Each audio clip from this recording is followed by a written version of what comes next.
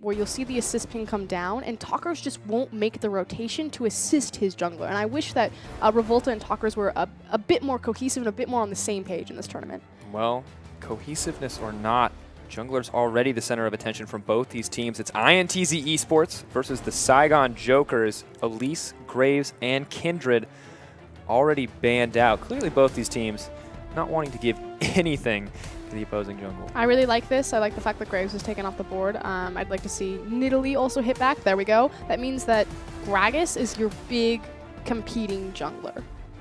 Yeah, Gragas, we've seen it. We haven't really seen it from Revolta yet, but we've, of course, seen it from on the opposite side from Saigon Jokers. So we know that Saigon Jokers can be successful with that Gragas pick, and it still remains a relative question mark on the side of INTZ.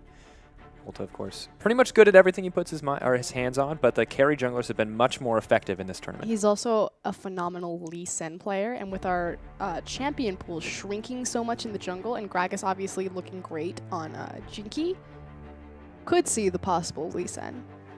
Of course, Lucian now banned out as well. Celebrity. I mean, approaching celebrity status at this point is Lucian just... I think this is the second or third ban it's now seen in this tournament. I think you just like his name. I do. I think Celebrity. that's fantastic. It makes me laugh. It's so good. Warzone is in.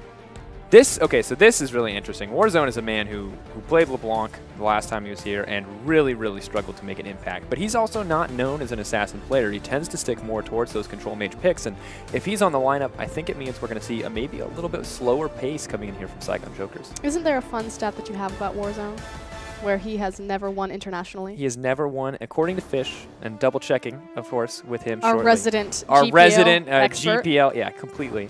And he says that Warzone has never won a game on an international stage. The man not known for performing well in these situations, but Saigon Jokers obviously keeping faith in him, bringing him in for this match, and we'll have to see what pick he opts to go with. I think that's going to be the big question. Ooh, a Sivir priority pick. Again, so much target focus on junglers, and the priority pick is not to the Gragas.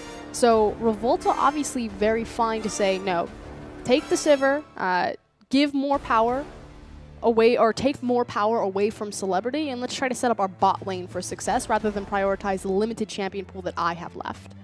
It's a good idea overall, of course, and with Gragas and Lee Sin, potentially the other two picks remaining on the table. Doesn't really make sense to first pick prioritize one if you're comfortable with playing either side of that matchup, or maybe he has something special up his sleeve. We talk about teams trying to hold back, wait for best of 5, but we've seen a lot of surprise power picks overall in this tournament. It almost forces a Maokai in second rotation just because of how well Sivir and Maokai work together. Again, flanking teleport plays with the On the Hunt makes Maokai a very devastating champion. So I like the response from Saigon Jokers, and no expectation. Wow, that's not the word I wanted. No surprise that Gragas is also going to be the second pick. Yep, Jinky picking that one up for himself. Has praised him earlier for his aggressive Gragas performances, but he isn't always on the ball. Looks like he's pretty geared up and ready to go today, however. Maokai locked in, denied from the Sivir. But Lissandra, one of the power picks in this tournament that remains on the table. We'll have to see if that's something INTZ want to opt into. Maybe not a big lane bully, but such a huge playmaker may give the opportunity for Talkers to shine in this tournament. Will that be locked in? I feel like the only time you want to talk about a hover over is if it's something really ridiculous. That's certainly ridiculous. But it's not like a Teemo or a Shaco or like the Cloud Templar hovers that Bang is famous for, right? It's like just on the borderline of possible. It's like it's available. You can get it. But the Alistar is going to be the confirmed lock-in, as well as the Poppy. So Alistar support, most likely Poppy in the top lane over there for Yang. Massive disengage tools taken away, which is brilliant. Again, against the likes of Maokai, who's going to find that twisted advance, get on top of you, start denying a lot of damage. Poppy, Alistar, boom, get out.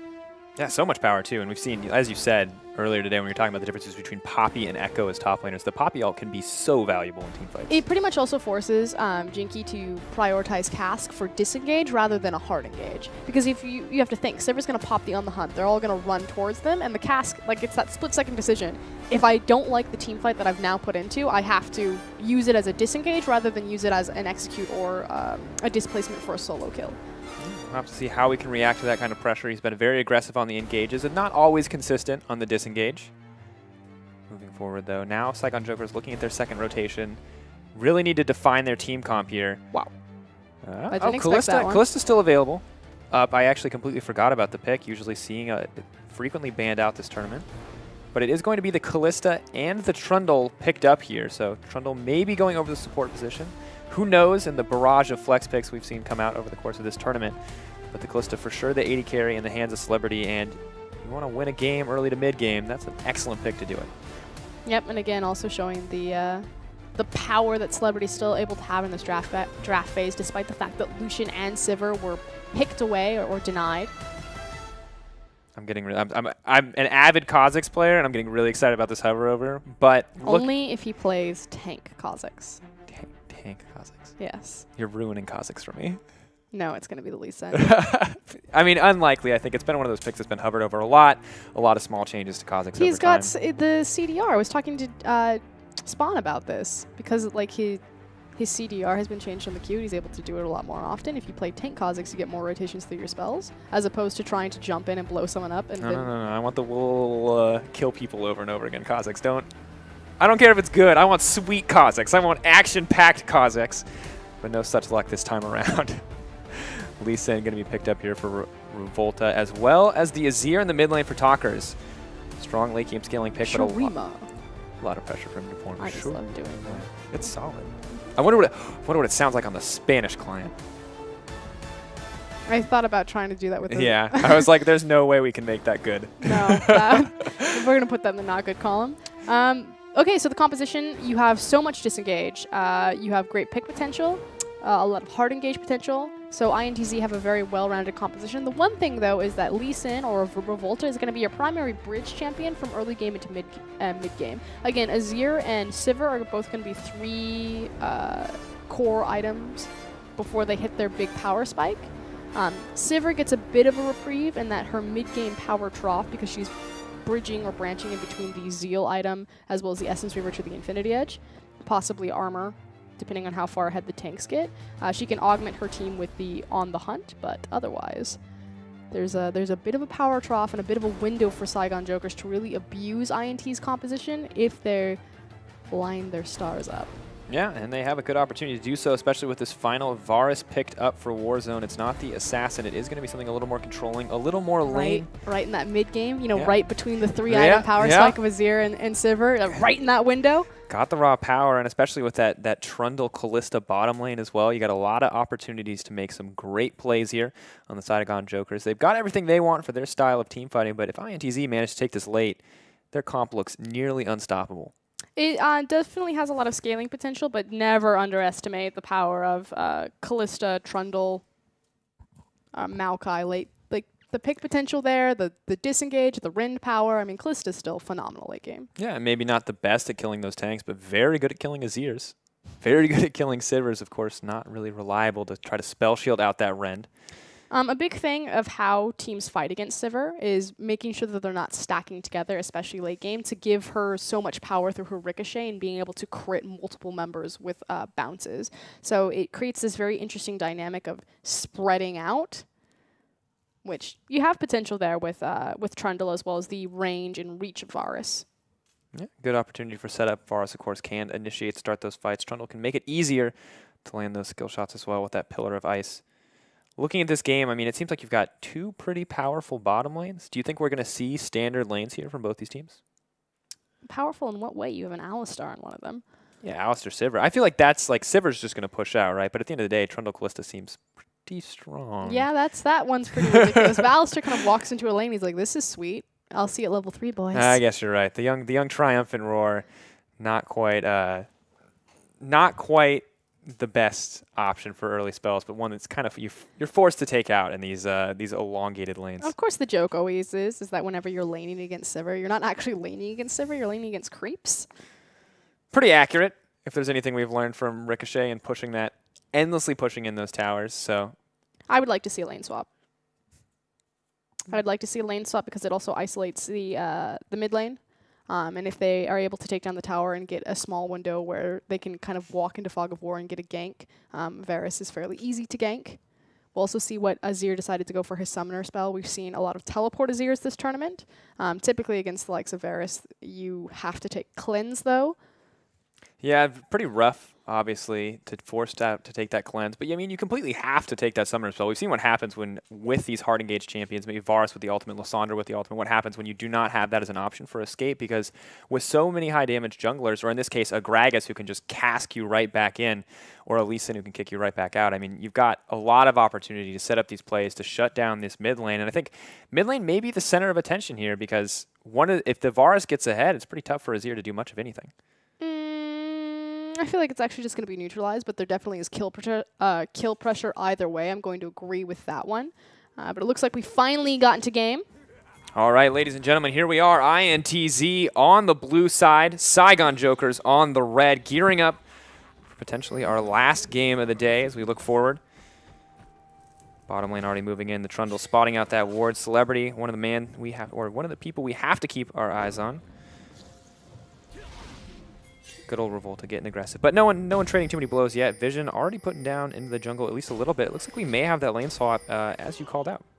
That said, it's not going to be a blind lane swap. So the fact that Yang has shown himself, Saigon Jokers understand exactly where the top laner is. Naturally, he could walk back into the mid lane and teleport wherever he wants. But looks like everyone goes into this knowing that it's going to be standard lanes and is perfectly fine with that. Yeah, throwing down the Vision for the option to lane swap, but still deciding for the 2v2. Not quite having enough information, I guess, to really push for anything further. And Sivir and Alistar, it's time to push. Time for Kalista to lane against those creeps. We'll see how she fares. They're actually looking for a delayed invade, so trying to catch out Celebrity and Sue on the Gromp. But a cheeky ward means that Sue could get behind them. Oh. Kalista's just going to throw out an auto attack here. Maybe another one on the way back to lane. So small health advantage, but nothing too substantial. Both mid laners remaining relatively calm here. Only level 1, just not enough tools to really fight each other quite yet. Again, Varus kind of counts as a counter to Azir. A lot of mid laners will like to take him just because he's one of the few champions that will outrange Azir. A lot of CDR important in his build. Okay, Jinky just now hitting level 2, and now going to have to fight this Lee Sin. Is going in, Revolta, no fear, Smite going down on the red buff to try to find health, but Jinky has to be careful. Cast going down, may have to flash out of this one, not going to use it. Revolta going to settle for the secondary prize and secure that red buff for himself. Great play from Revolta. This is what we actually expect from the star jungler coming out of Brazil. He's the maestro, if you will, for his team. So anytime Revolta is set up for success, it pretty much means that INTZ are sure to follow. Yeah, doing very well already, making sure to shut down this Gragas, limit his ability to farm. And, you talked about Lee Sin as this early to mid bridge champion, and clearly Revolta is trying to make the most out of this early game. Checking in on everyone else, though, pretty standard across the board, so it's really just the jungle that's suffering this featured matchup again between Jinky and Revolta, and it looks like they're going to meet again, but this time with Talkers. INTZ so proactive this time around. Jockster there as well. Making sure that Jinky's not going to get much of anything in this exchange. Smite is available, though. It's really starting to bleed in. The reason that they're able to do this is we talked about Sivir and Alistar being able to get the push, but here Saigon comes the Jokers pillar. want the fight. Revolta's going to have to flash out. His flash is traded. They're moving in. Revolta taking so much damage. Celebrity punted back. Primera Sangre, though, going over to the Varus. He will drop in the end. Macau getting knocked down as well. This is the kind of fighting that Saigon Jokers love to do, and Jockster could be next on the menu. Gragas waiting for the cooldown on that body slam. Going to get pushed back. Headbutt pulverized, trying to make it to safety, but he's accepted his fate. And Saigon Jokers, massive exchange there, 1 for 3. Disaster for Brazil right here. Like you said, this is where the Saigon Jokers are comfortable in reactionary play. They make a beautiful collapse mid and bot lane rotating respectively, and a great play from Sue.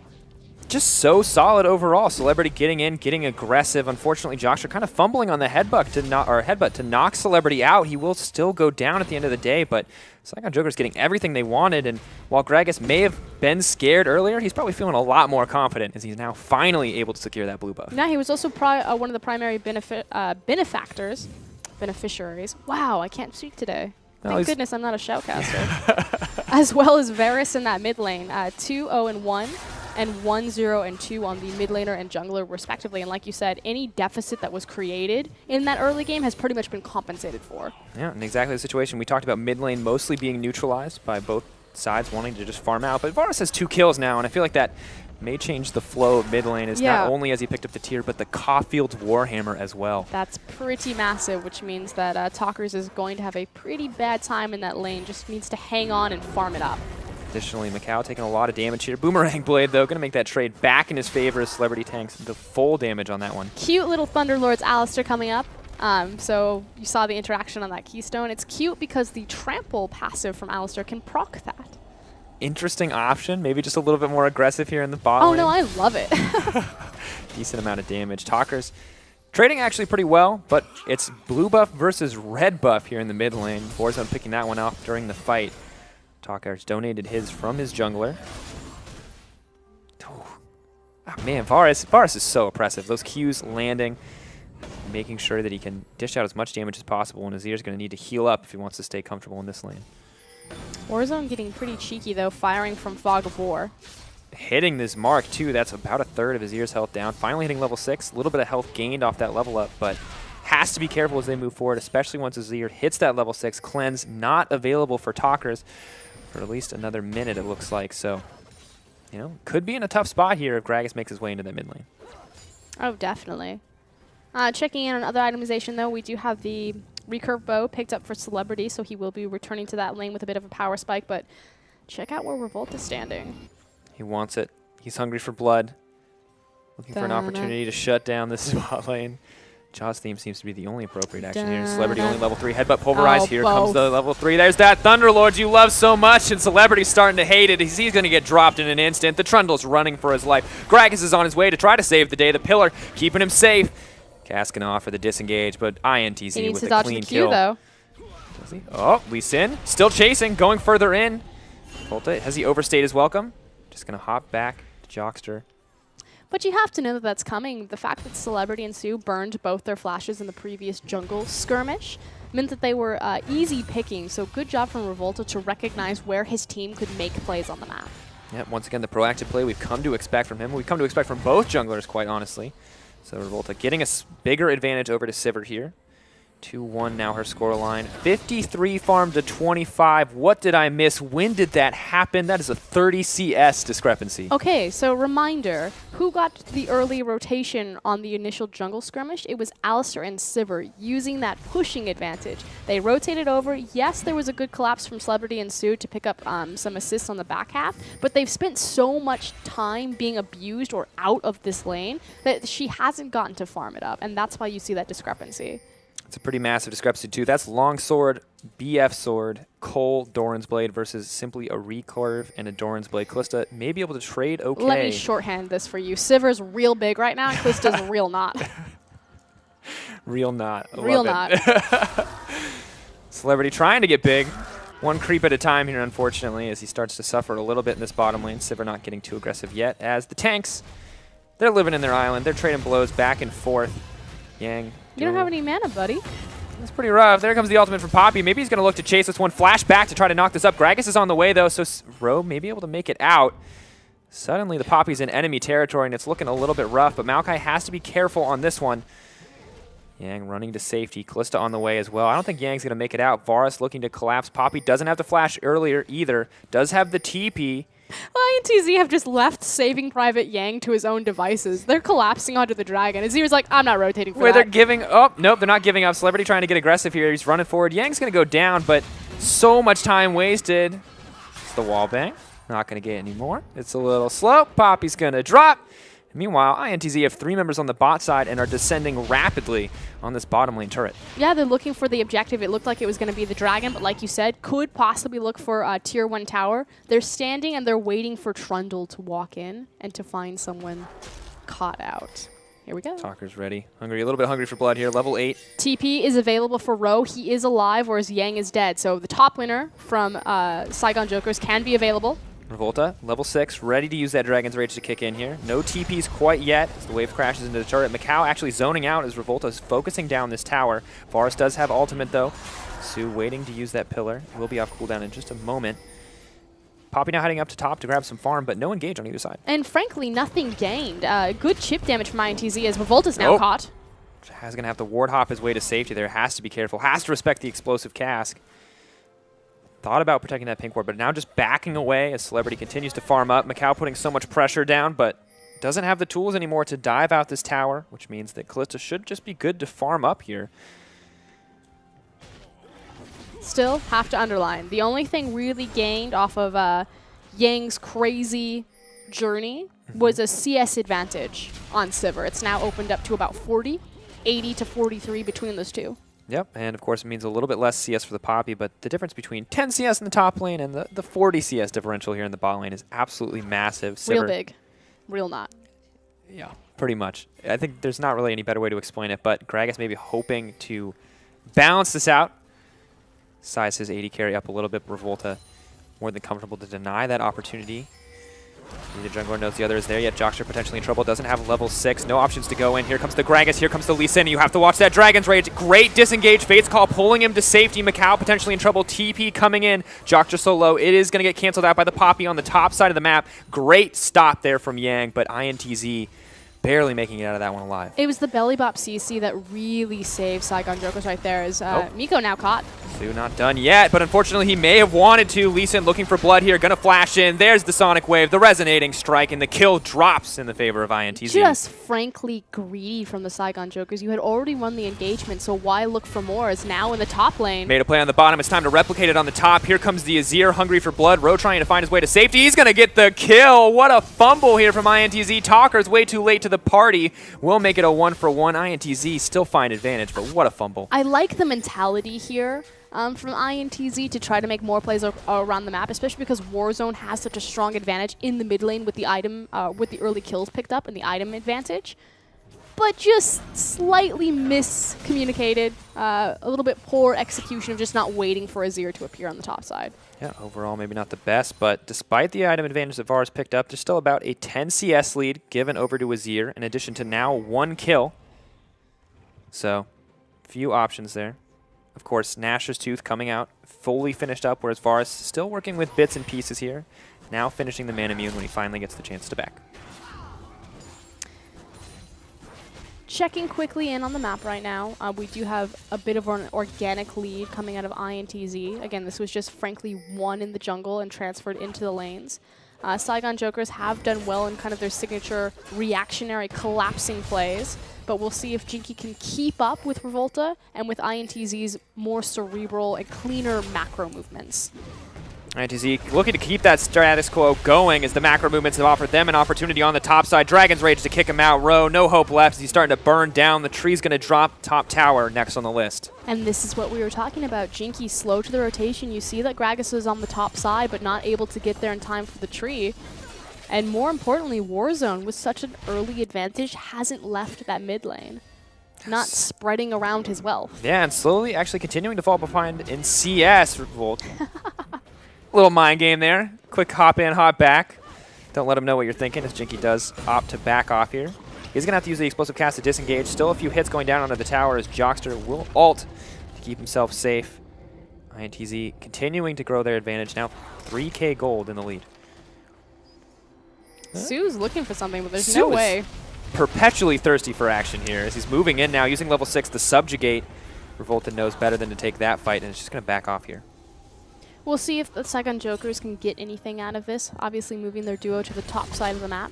Still a pretty sizable CS discrepancy between the 80 carries, as now the top laners are getting in on the action. Hey, look at this. It's a fight. Poppy's going to cast some spells. Maokai's going to cast some spells. No one's going to drop quite yet. Yang at a minor level discrepancy, but still trading incredibly well. Looking back at the mid lane, we talked about Varus being ahead, and he may still be dishing out a lot of damage, but Azir continuing to grow that CS advantage, 142 to 115 in the mid lane. Which really just compensates for the 2 free kills that Varus got early. Still waiting on the big 3-item power spike to come out for Azir. He's going to scale into late game, whereas Varus is really coming into his own right now. Still needs to complete the Yomo's Ghostblade, but pretty comfortable. Yeah, definitely looking for it that way. Starting to clear out this wave. Actually opting to hit Macau instead of clearing the wave. Here comes Joxter. Varus going to flash. Going to miss the Pulverize, unfortunately. Now locked up under the tower. Doesn't have Unbreakable Will from that previous play. Is actually going to make it out. No, the tower's going to take him down. What a fumble once again from INTZ. Again, but you see the mentality and the execution about why they're there. Okay, we've taken the 2 outer towers. We're now going to look at the last standing outer tower, which is going to be that mid lane. So doing well. They're playing the correct area of the map, just not quite the cleanest execution that they need. Struggle, and it's been a struggle for INTZ throughout the course of this tournament, and they've been looking better and better as we've moved forward, but maybe not where they want to be. Revolta trying to make it out. Could be in trouble. Emperor's Divide jumping back to Talkers to safety. Revolta barely making it out with his life. Yeah, that was massive. Getting out from underneath the cask as well. The cask not thrown, but the flash was done. So great Emperor's Divide from Talkers to save his jungler's life, as well as probably his own. Really rough. Of course, Jinky's starting to play much more aggressive. 2-0-2 his scoreline. Has finished that Rune Glaive. Dishing out a decent amount of damage at this stage of the game. And looking more and more comfortable as we push forward. Clearly, Saigon Jokers know that they're that mid-game team, and they just want to fight. Want to continue to be reactive to INTZ. So see where they're going to set the pace next. The Dragon objective is up, as well as that mid-tier tower has a ton of chip damage onto it.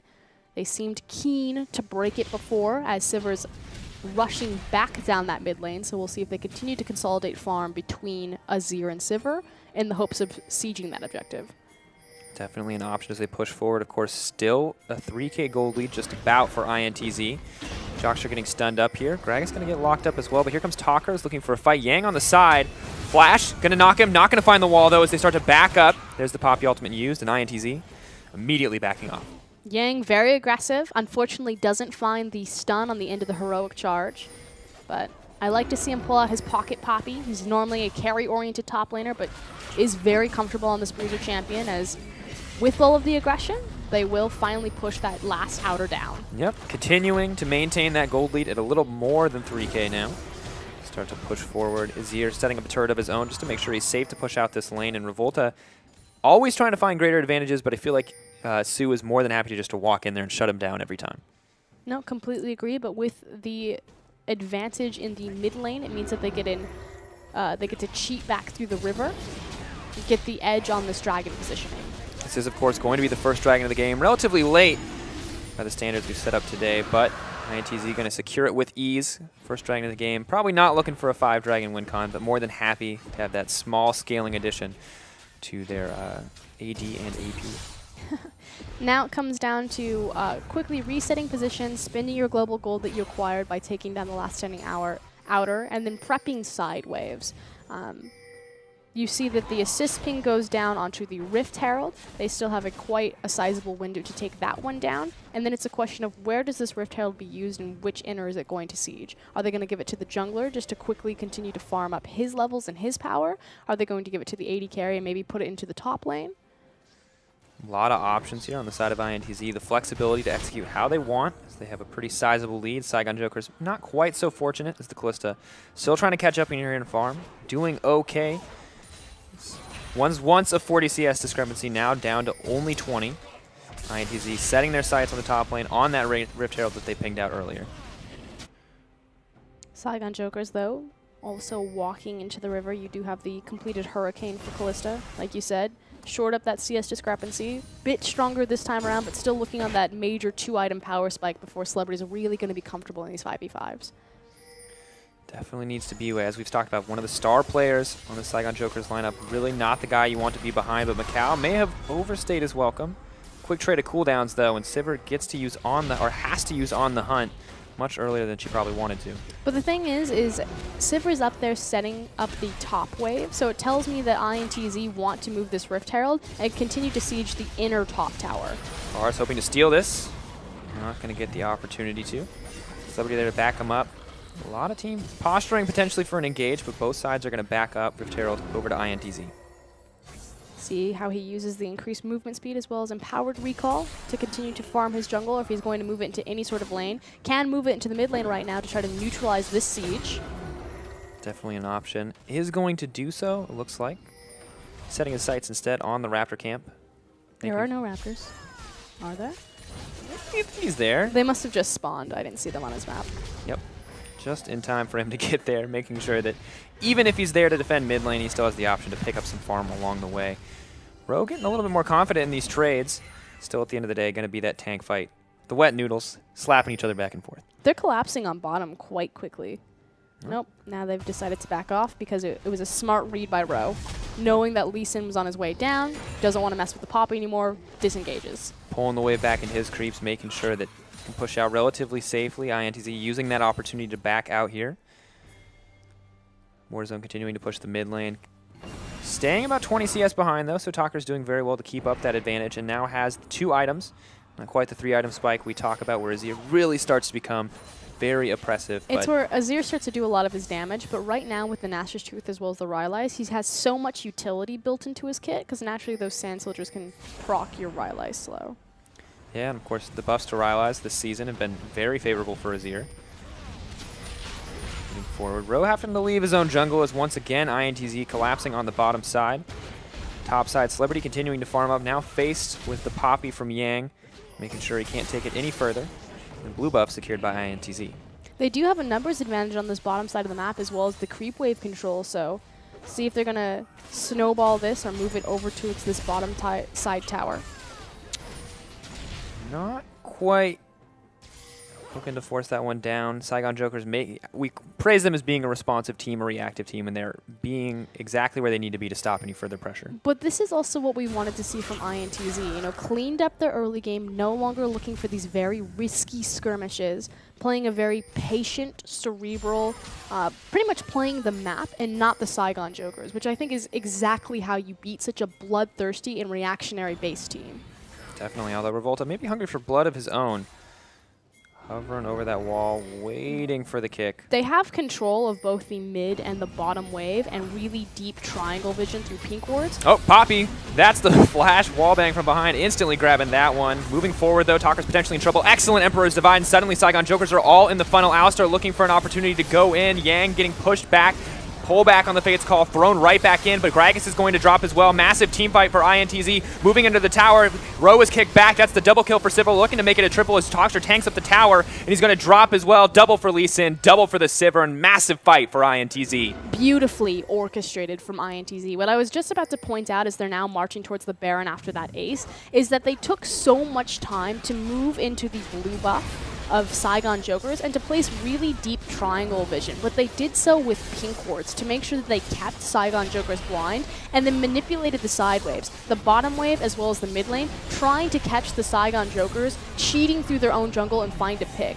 Saigon Jokers smartly didn't walk into the fog of war, but it meant that they were slow on the rotation to come over and to assist their mid laner when he was dove by Poppy from behind. And an excellent dive coming in from Yang. Confidence there as well, and Revolta standing so patient to be ready to respond. So INTZ, knowing they have the advantage, taking advantage of that fog of war, making sure that Saigon Jokers are just forced to play scared here. It's just really nice because that was a play that was set up about 45 seconds to a minute in advance. And this is, again, we know that INTZ have the ability to play a very cerebral, very clinical and slow-paced game. And I like the fact that slow it down, but stop skirmishing them. Yeah, that looked like a very crazy, over-the-top, chaotic tower dive, but it was so methodical and set up for success from the beginning. Yeah, and of course, netting them an ace. Pretty great place to be as they now extend that gold lead to about 8K. Doing incredibly well this game. Saigon Jokers have to be hurting. Definitely need to make some proactive plays. Need to be careful about what they give up because the Azir is starting to scale up, the Sivir is starting to scale up, and the gold lead only continues to grow on the side of INTZ. Now setting their sights on this dragon. This will, of course, be the second one over to INTZ. A little bit easier now to take down that tower for Azir in the middle lane. They're teleporting in. They're looking for Celebrity. Warzone, a little over-aggressive. Nope, Push back. Gragas not going to get the opportunity. Now Jockster in the backside. Headbutt pull. More than happy to grab that kill for himself. Revolta pushing forward. That's the Gragas down. And with 2 members dropped, the inhibitor should be next to follow in the favor of INTZ. Just getting behind them with the TP, and unfortunately there is no response from the Saigon Jokers. Their base will melt. It's now a question of what is all INTZ going to take. Will it stop at the inhibitor, or will they continue to push? It's like they're going to play this one patient, not wanting to give anything up. This is one of their last opportunities to do well, and of course the regular stage, and really sending a message before they move on to the bracket stage that it's not a team you want to mess with, and when they're playing their game, they play it very well. The nice thing is that they've shown versatility and flexibility in both of their styles, as though Yang is caught out. Nope, Yang, gonna knock him to the wall, looking for the Poppy disengage, throwing the Callista back, may just be able to make it to safety here as he moves forward, but Ro's not letting him go quite so easily. Here comes the Trundle Pillar as well to lock him down, but the remaining members of the team are on the way. Gonna dash to the minion to try to make it to Savvy. Jockster and Revolta are here. Yang making it out. Good use of the heroic charge to make sure that Yang gets out safely. solid individual play overall, and clearly Saigon Joker's hungry to get that kill, hungry to find a little advantage, but just don't quite have the damage to burn through that Poppy. Despite the 0-3-5 record, clearly the beneficiary of so much global gold has both the Iceborne Gauntlet and the Sunfire Cape. Almost impossible for that Callista to kill at this stage of the game. And this is what we expect from Brazil. Such an established wildcard region. They have great infrastructure, very powerful teams. It's a very stacked league. Again, we talked about how... Oh, flash engage from the Vards. Clen's going to be burned out as well as he tries to make it to Savvy. Talkers is doing so much damage with these soldiers. Fate's Call used up. They're not getting anything. Trundle going to have to flash out. Fight breaks off, and Brazil, not only are they an established wildcard region, they continue to establish a 12K gold lead.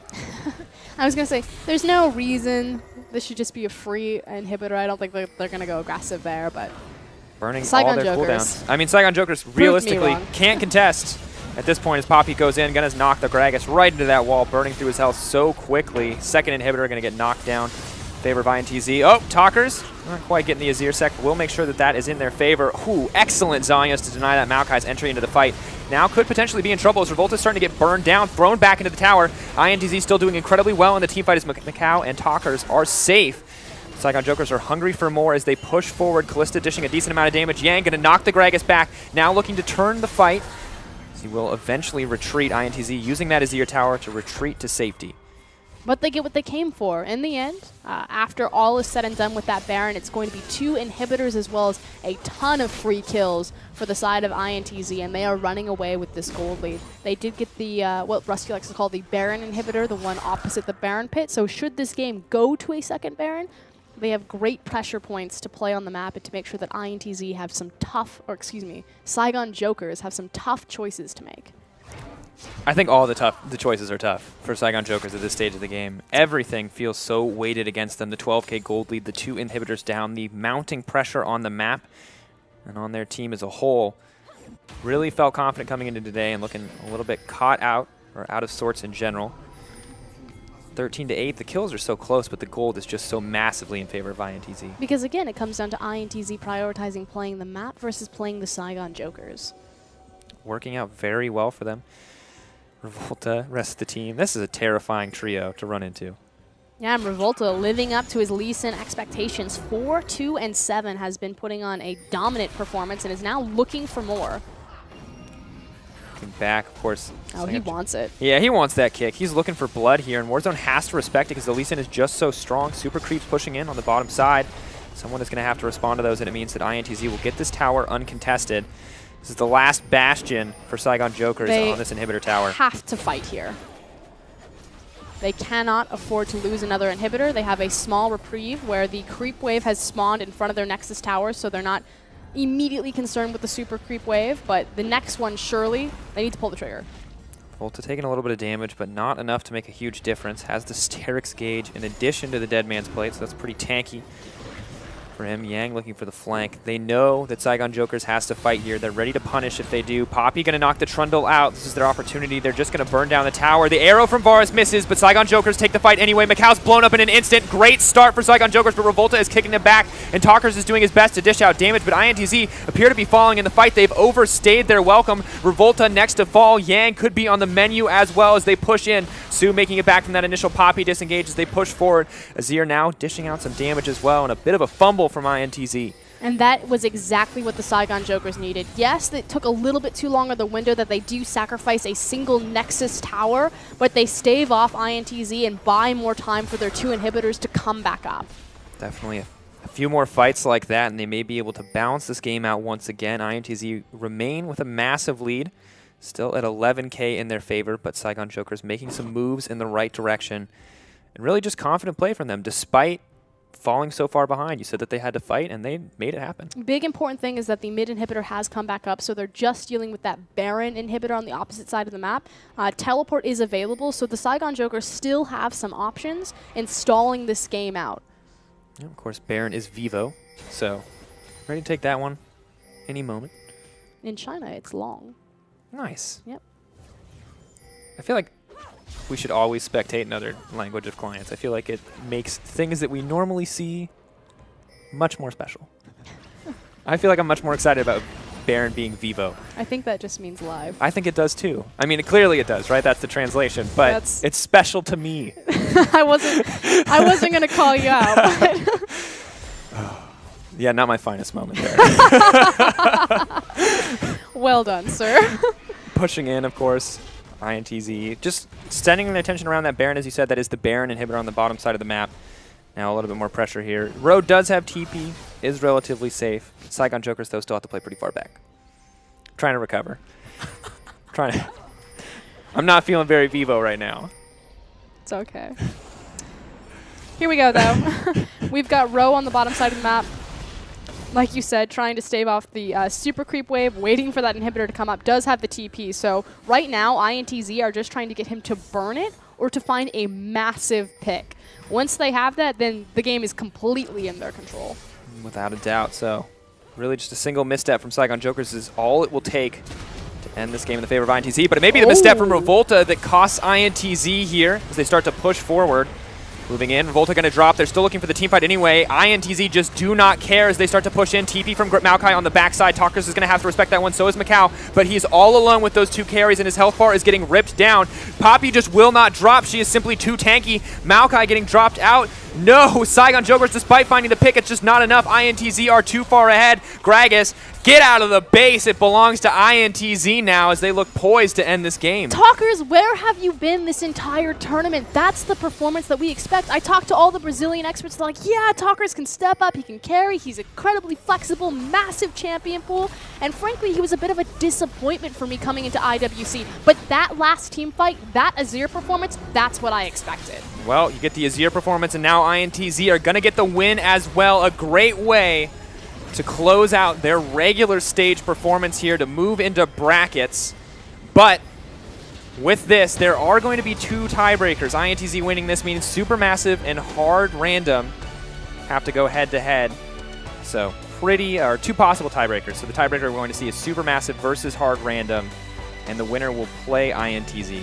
So INTZ come back swinging. Again, we talked about this over and over. This is what we expect from Brazil. An established wildcard region. They've been one of the strongest regions alongside Turkey. We continually see them execute and get to perform at the international level at MSI and Worlds. And it's nice to finally see INTZ get their shot to represent their region. And it's, I mean, excellent play from the team as a whole, and really just huge show of confidence there, especially in that last fight. I mean, almost never do we see teams willingly take 4v5 engages, especially with Revolta dropping so early, but made it work, and that was entirely, as you said, on the back of Talkers. Like, the man stepped up on Azir, positioned, they respected the Maokai team fight, or TP. They didn't get over aggressive. Not Vivo. Not Vivo. No, and the big thing was the fact that Revolta did his job. He was the early game bridge for the late game composition from INTZ, and he got Talkers to that point where he just gets to walk into those team fights and to be a god. And great job on Talkers to finally step up and say, like, I'm worth putting on a carry champion like Azir. I can neutralize lanes. I can play different flexible styles, but I can also step up and be that hard carry come late game, because great positioning from him.